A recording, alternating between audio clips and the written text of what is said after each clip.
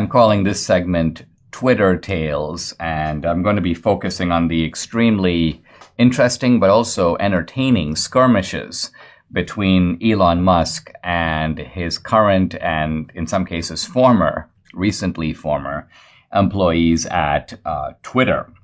Before I launch into that, though, I want to make a serious point, and that is that Elon Musk is really showing how it's done with regard to cleaning up Twitter. Just think about it. You've got this company, a technologically sophisticated platform, but it's like infested with ideological rats. Horrible people who take pleasure in blocking, censoring, and controlling other people. In other words, little monsters. And you can't just come in and say, these are my new directives. You have to kind of go in and start fumigating the place and getting rid of rats. And so Musk has been doing that. He's been firing rats, which is to say getting rats out of the building. Very good thing. He has also been making it clear that the rats that stay need to be committed to the vision of the company. So in other words, if you're a rat and you have a different view of what Twitter should be, or frankly, a different view of the work expected out of you, and I'm going to come to that, Musk has a very surprising demand of his workers. He expects them actually to work. And this, as we'll see, is producing some convulsions at Twitter, wherefore apparently months, if not years, the attitude has basically been Twitter's a place to hang out, eat free meals, watch TV, go on social media, and then essentially get online and start banning, deplatforming, and restricting people. So it was really fun in the old days, and in that sense, Elon Musk is seen as a spoil sport for bringing the fun to an end.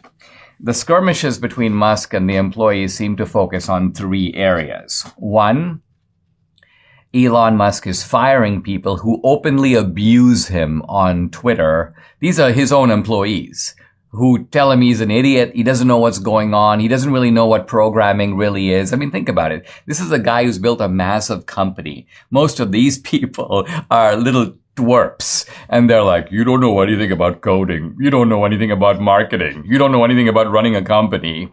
And then Elon Musk replies, you're fired. And they're like, wait, what? I thought dissent was permissible. Yeah, dissent is permissible generally in most companies, but you know what? There are mechanisms and forums for dissent, such as making a confidential report, raising a point at a meeting, as opposed to blasting your boss on a public forum and insulting him, which is a fireable offense pretty much anywhere. Number two, Elon Musk is now saying that people, by and large, should pay for their own meals.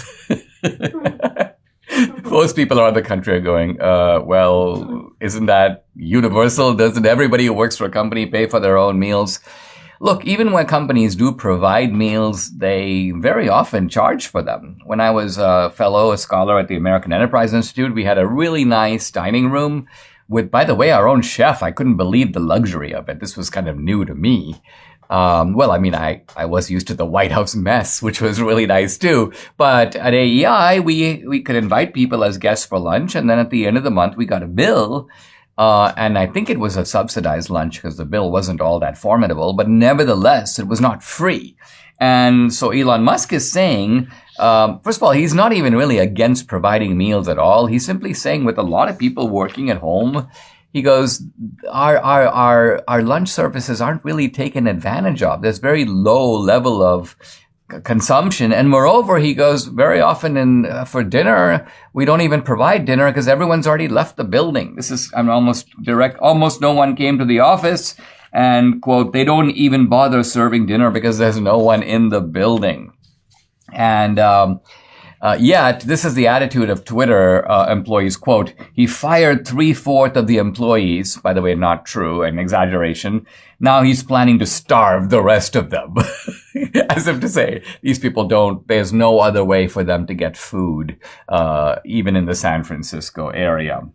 And Elon Musk's third demand, which apparently is also perceived as unreasonable by these Twitter slugs, is that if you want to work at Twitter, you have to show up to work in person. It's not going to be enough anymore to say, listen, I'm basically sitting on my couch in my living room, or I'm at the gym putting in some work while I'm on the treadmill. No, you have to actually show up at Twitter and work there.